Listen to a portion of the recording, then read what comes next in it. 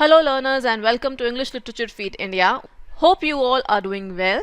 आज हम पढ़ने वाले हैं the sound and the fury by William Faulkner. It's a requested video जिसे आलिया खान ने रिक्वेस्ट किया था. आलिया, आई होप आपको और बाकी जो देखने वाले व्यूअर्स हैं उन सबको ये वीडियो अच्छा लगेगा और समझ में आएगा. So without further ado let's start with the introduction to the text. Sound and the fury 1929 में पब्लिश हुआ था, जिसे 20th सेंचुरी का एक बहुत इम्पॉर्टेंट वर्क माना जाता है. It is one of the first modernist work जो कि स्ट्रीम ऑफ कॉन्शियसनेस जो नैरेटिव टेक्निक है उसको यूज करता है.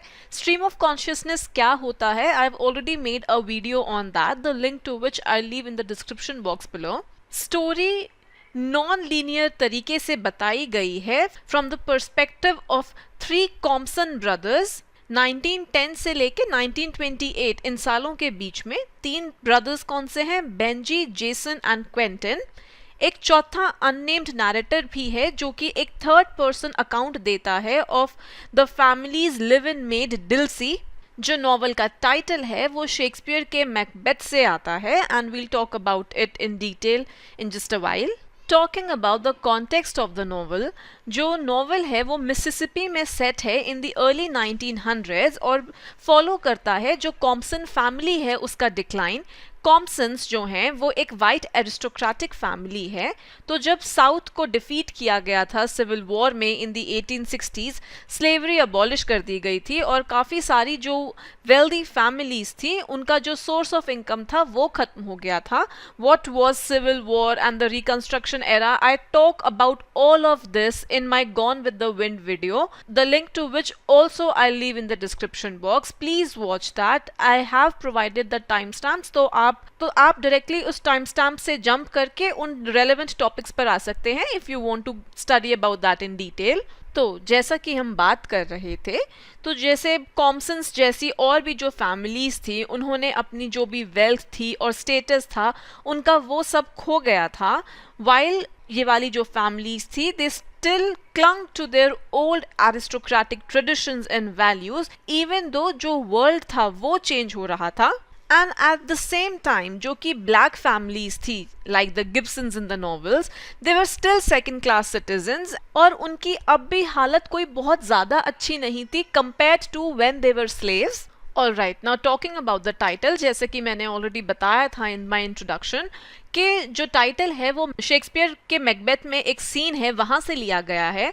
तो आप ये वाली लाइंस देखें तो ये वाली लाइंस तब आती हैं जब मैकबेथ को अपनी वाइफ की डेथ का पता चलता है. तो he says these lines and these lines, इनको हम एज अ क्लू ले सकते हैं अगर हम नॉवल का मीनिंग समझना चाहते हैं या नॉवल का स्ट्रक्चर समझना चाहते हैं. फॉकनर जो है वो he plays with the idea कि जो लाइफ है वो एक शैडो की तरह है. एंड ये जो वर्ड शैडो है वो क्वेंटिन वाले सेक्शन में काफ़ी बार आता है and even throughout the rest of the novel also. Faulkner जब life as a shadow use करते हैं तो वो ये भी सजेस्ट करते हैं कि जो मॉडर्न मैन एक्शंस परफॉर्म करता है वो सिर्फ शैडो हैं अगर हम उसे कंपेयर करें जो कि पास्ट में जो मेन थे उनके जो ग्रेट एक्शंस थे उनका modern man is just a shadow. कि जो मॉडर्न मैन है वो इम्परफेक्टली फॉर्म्ड है और वो इनएडिक्वेट है जो मॉडर्न लाइफ की प्रॉब्लम्स हैं उनसे कोप करने में. तो अगर आप ये सामने लाइंस देखें तो यहाँ पर एक ये 4th लाइन में आता है, it is a tale told by an idiot full of sound and fury. तो अगर हम देखें कि जो लाइफ है that is only a tale told by an idiot, तो जो फर्स्ट पार्ट है स्टोरी का हमारे इस नॉवल में which is told through the point of view of Benji, तो ये जस्टिफाई करता है उसको कि जो फर्स्ट पार्ट बेंजी बोलता है, बिकॉज जो स्टोरी फॉकनर बताते हैं हमें that Indeed is full of all types of sound and fury. Okay, now we come to the summary of each section. तो section 1 और इस वाले section का जो narrator है वो बेंजी है. जो इस section का actually में नाम है वो है April 7, 1928 और इस section को refer करते हैं as बेंजीज section. तो जो बेंजी है वो एक म्यूट और डिसेबल्ड आदमी है. उसके माता पिता का नाम Jason Compson III and Caroline Compson और उसके 3 सिबलिंग्स और हैं, क्वेंटिन, जेसन IV एंड कैडी. तो जो कॉम्पसन्स हैं वो एक ओल्ड एरिस्टोक्रेटिक सदर्न फैमिली हैं जेफरसन मिसिसिपी से. सिविल वॉर के बाद जो कॉम्पसन्स थे उनकी जो वेल्थ थी वो कम हो गई, उनकी जो मोरालिटी और सैनिटी थी, all of that declined. Jason the third जो कि बेंजी के फादर हैं, he is a philosophical man but also an alcoholic, और जो कैरोलाइन है यानी कि बेंजी की मदर, वो एक सेल्फ ऑब्सेस्ड हाइपोकॉन्ड्रियाक है। हाइपोकॉन्ड्रियाक का क्या मीनिंग होता है? हाइपोकॉन्ड्रिया होता है कि एक obsession with the idea of having a serious but undiagnosed medical condition. तो जो हाइपोकॉन्ड्रियाक लोग होते हैं उनको एक अनरियलिस्टिक सा डर होता है कि उनको कोई बहुत सीरियस सी बीमारी है, या फिर ये डर कि उनको के कोई बीमारी हो ना जाए, या फिर कि वो हाई रिस्क पे हैं ऑफ बिकमिंग इल। तो जेसन द थ्री और कैरोलाइन के जो बच्चे हैं उनको भी काफ़ी सारी प्रॉब्लम्स हैं। तो जो सेंट्रल टेंशन है स्टोरी की वो इन्वॉल्व करती है ये जो तीनों भाई हैं, इनका जो अपना अपना ऑब्सेशन है with Caddy. So it's Benjy's 33rd birthday, और जो हमारा फर्स्ट सेक्शन है that is when it occurs and that is also the day before Easter. तो बेंजी और उसका जो केयर टेकर है लस्टर, वो दोनों गोल्फ कोर्स में घूम रहे होते हैं, और जो लस्टर है he is a black teenager. तो ये दोनों गोल्फ कोर्स में घूम रहे होते हैं जहाँ पर काफ़ी सारी चीज़ें बेंजी को उसका पास्ट याद दिलाती हैं, इंक्लूडिंग उसकी ग्रैंडमदर की डेथ के बारे में। क्वेंटिन और कैडी जब स्ट्रीम में खेलते होते थे, बेंजी ने जो एक स्कूल गर्ल पर अटैक किया था, और कैडी ने जब फर्स्ट टाइम किस किया था एक लड़के को, एंड जब उसने पहली बार परफ्यूम लगाया था, और उसकी वेडिंग के बारे में। तो इन द प्रेजेंट बेंजी अपनी नीस और कैडी की इललेजिटिमेट बेटी को, जिसका नाम मिस क्वेंटिन है, उसको इंटरप्ट करता है जब वो किसी एक आदमी को किस कर रही होती है। उसके बाद लस्टर बेंजी को घर लेकर जाता है डिनर के लिए, जहाँ पर जो उसका भाई है जेसन, वो उसे बहुत पसंद नहीं करता, तो ही स्कॉन्स बेंजी। पर जो डिल्सी है, वो जो कॉम्पसन्स हैं उनकी सर्वेंट है, she treats him kindly. And जो ये डिल्सी गिब्सन है, इसका पूरा नाम है डिल्सी गिब्सन, एंड वो इस पूरी बुक में सबसे पॉजिटिव कैरेक्टर है। तो ये जो कॉम्पसन्स के 4 बच्चे हैं, इनकी लाइफ में एक स्टेबल फोर्स जो है वो डिल्सी ही है, और इसी डिल्सी ने इन 4 बच्चों को बड़ा किया है, बिकॉज जो मिसेस कॉम्पसन थी, she was incompetent of raising her children. Also remember for this section कि जो बेंजी है इस सेक्शन का नैरेटर, उसके पास कोई कॉन्सेप्ट नहीं है टाइम का, he has no concept of that. तो वो जितने भी इवेंट्स यहाँ पर पोर्ट्रे करता है, he presents them all in the present which is April 7, 1928। उससे फर्क नहीं पड़ता कि वो इवेंट पास्ट में हुआ था, कब हुआ था, दैट डज नॉट मैटर। जो events actually April the 7th को होती हैं, दे आर इनसिग्निफिकेंट। जो इम्पोर्टेंट है वो जो बेंजी की मेमोरीज हैं विच आर इवोक्ड, जो बेंजी उस दिन एक्सपीरियंस करता है उससे। और नॉवल के अंदर कोई चैप्टर में मार्किंग्स नहीं है ताकि आप टाइम पीरियड्स को या मेमोरीज को डिस्टिंग्विश कर सकें। So I will just very briefly tell you about the different episodes which come in the Benjy section, the memories and all. तो one is the present day, जो कि 1928 में April 7, and जहाँ पर जो बेंजी और लस्टर हैं वो गोल्फ बॉल्स को और क्वार्टर्स को ढूंढ रहे होते हैं, they are looking for that.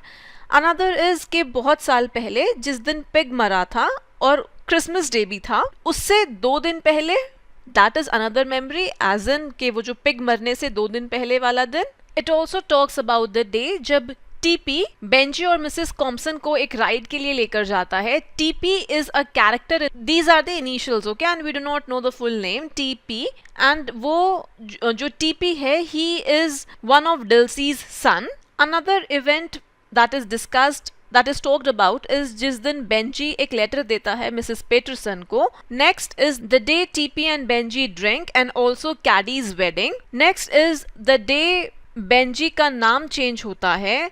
Another is the day Caddy wears perfume, the day Caddy makes out with Charlie. Another is the day after Caddy has left, and the last one is the day Benjy लड़कियों को chess करता है। Moving on to section 2, इस section का narrator Quentin है, and this section is called June 2, 1910 and refer to as Quentin's section. तो ये वाला जो सेक्शन है ये 18 साल पहले होता है eight Harvard, on the day जिस दिन क्वेंटिन ने सुसाइड कमिट किया था। जो क्वेंटिन का नैरेटिव है उसे भी मेमोरीज और म्यूजिंग्स इंटरप्ट करती हैं। अब क्वेंटन के पास भी बहुत सारी मेमोरीज हैं एंड ही हैज नो वे उनको ऑर्गेनाइज करने का। तो 2 जून 1910 को क्वेंटन उठता है और उसकी जो वॉच है वो टिक टिक कर रही होती है, you know, and he remembers कि जब उसके फादर ने उसको पहली दफ़ा वो वॉच दी थी, तो जैसे उसके फादर ने कहा था कि ये जो वॉच है इट इज़ अ प्रेजेंट जो कि उसको होपफुली अलाउ करेगा to forget time every now and then Quentin thinks के कैसे लोग काफ़ी बार नहीं सोचते about the ways watches tick of time. Then उसके बाद जो क्वेंटन है वो पिन पॉइंट करता है कि कैसे कॉम्सन फैमिली का जो ऑनर है that has been lost because जो कैडी की वर्जिनिटी है दैट हैज़ बीन लॉस्ट। अब जो ये कैडी की प्रोमिस्क्यूटी है, जो क्वेंटन है he is tormented by memories of that and not only that, Quentin ने अपने फादर से भी झूठ बोला था ये कह के that he, that is Quentin and Caddy जो कि उसकी बहन है, that they had committed incest and he had lied to his father and this also haunts him। तो जो क्वेंटन है उसको खुद याद आता है कि जो उसका खुद का एनकाउंटर था with Caddy's first lover and then her husband, और कैसे उसके फादर ने बोला था कि जो वर्जिनिटी है that's a meaningless concept. In the present action जो क्वेंटन की घड़ी है that breaks but it still keeps ticking and वो एक ब्रिज पर खड़ा होता है and he is thinking about death. तो फिर क्वेंटन एक इटालियन लड़की से मिलता है और उसके लिए कुछ ब्रेड खरीदता है। वो लड़की उसको फॉलो करती है। क्वेंटन ये पता करने की कोशिश करता है कि वो कहाँ रहती है। तो फाइनली जो लड़की का बड़ा भाई है हुलियो वो उनको देखता है और क्वेंटन पे अटैक करता है, उसको ये अक्यूज करते हुए कि उसने उसकी बहन को किडनैप कर लिया था ना। उसके बाद जो क्वेंटन है he gets a ride with Gerald. Gerald is also a Harvard boy, मतलब वो भी हार्वर्ड में ही पढ़ता है and he is also somebody who is very promiscuous and somebody who has been with lots of women। Then sometime later Quentin और Gerald की दोनों की लड़ाई होती है एंड क्वेंटन hits him, तो Gerald also fights back and he also hits Quentin. Then he rides back to Harvard, जो Quentin है he rides back to Harvard। अपने रूम में जो क्वेंटन है जो खून का धब्बा पड़ गया होता है उसके वेस्ट पर उसको साफ करता है and he thinks about his mother। वो उस टाइम को याद करता है जब उसने अपने फादर को बताया था that he had committed incest with Caddy और कैसे उसके फादर ने उसका यकीन नहीं किया था। उसके फादर ने क्वेंटन को बोला था कि जो उसकी ये फीलिंग्स हैं of despair about Caddy's behaviour वो जल्दी ही पास हो जाएंगी। बाहर क्लास की घंटी बजती है। क्वेंटन अपनी जो वॉच है वो डेस्क में रखकर अपने टीथ ब्रश करके he takes up his hat और रूम से बाहर चला जाता है and this is where this section ends. Coming to section 3 now, where the narrator is Jason the fourth, as in जो इनका एक और भाई है वो, और Jason the third का बेटा। This is titled April 6, 1928। Now if you see the date, this is April 6, 1928 और जो बेंजी का सेक्शन था that was April 7, 1928। So chronologically अगर हम देखते हैं तो ये वाला सेक्शन जो है वो बेंजी से एक दिन पहले होता है। अब ये जो जेसन है He is a bitter and a cruel person जो कि एक फार्म सप्लाई स्टोर पर काम करता है और पैसे चुराता है। वो पैसे चुरा के वो कैडी को देता है जो कि कैडी अपनी जो इलेजिटिमेट उसकी बेटी है मिस क्वेंटन उसको भेजती है एंड जो मिस क्वेंटन है कैडी अपनी बेटी से उससे कभी मिली नहीं है। तो जो जेसन है वो पास्ट के बारे में और कैडी के बारे में बिटरली सोचता है कि कैसे जो कैडी का हस्बैंड था उसने जेसन को एक बैंक की जॉब ऑफर करी थी, लेकिन उस ऑफर को उसने वापस ले लिया जब कैडी का और उसका डिवोर्स हो गया कैडी के इलेजिटिमेट बच्चे की वजह से। Now in the present Jason miss Quentin के साथ, अपने बॉस के साथ और अपनी मदर के साथ, तीनों के साथ ही ही आर्ग्यूज और क्वेंटन को बुली करता है एक मनी ऑर्डर साइन करने के लिए। लेटर वो मिस क्वेंटन और जो उसका लवर होता है उसको चेज करता है बट इवेंचुअली जो जेसन है he is left stranded town से बहुत बहुत दूर। जेसन फिर वापस घर आता है। डिल्सी और लस्टर, जो Dilsey remember she is the servant of the Compson household और लस्टर उसका पोता है, तो वो डिल्सी और लस्टर को टॉर्मेंट करता है और घर आके डिनर के टाइम पर उसका क्वेंटन से फिर से आर्ग्यूमेंट हो जाता है and this is how this section ends. तो अब ये जो लास्ट सेक्शन है जैसा कि मैंने शुरू में बताया था, this is told from a third person omniscient narrator and also please pay attention to the date again, it's April 8, 1928। So Benjy का जो सेक्शन था दैट वाज अप्रैल 7, जेसन का अप्रैल 6 एंड दिस इज अप्रैल 8। तो ये बेंजी के section की date के एक दिन बाद का सेक्शन है। सो जो ये वाला लास्ट सेक्शन है ये स्टार्ट होता है बाय फॉलोइंग डिल्सी, जब वो जो उनका घर है वो तैयार कर रही होती है फॉर ईस्टर संडे। तो जेसन जब उठता है उसे पता चलता है कि जो मिस क्वेंटिन है वो उसके सारे पैसे चुरा के भाग गई है, और जो पैसे उसने चुराए हैं उसमें से ज्यादातर उसने खुद ने एज इन जेसन ने खुद ने मिस क्वेंटिन से चुराए थे। सो जेसन रशेस ऑफ और जो डिल्सी, लस्टर और बेंजी हैं वो एक ईस्टर चर्च सर्विस के लिए जाते हैं। मीनवाइल जो पुलिस है वो जेसन को हेल्प करने से मना कर देती है, तो वो दूसरे टाउन में खुद जाता है क्वेंटिन को एज इन जो मिस क्वेंटिन है उसको ढूंढते हुए, जहां पर he is attacked by an old man और उसे मिस क्वेंटिन नहीं मिलती। मीनवाइल लस्टर बेंजी को कैरेज राइड के लिए लेकर जाता है। जैसे वो सेमेट्री के पास आते हैं, लस्टर जो यूजुअल कोर्स टीपी लेता था उससे डिविएट करता है और बेंजी हाउल करना स्टार्ट कर देता है बिकॉज वो जो रूट है वो उसके लिए अनफेमिलियर है। Jason comes across Luster and Benjy, वो लस्टर को सर पर मारता है और उसको ऑर्डर करता है कि कभी भी उस रूट से ना हटे जो कि बेंजी यूजुअली लेता है, and he also strikes Benjy ताकि वो उसको चुप करा सके।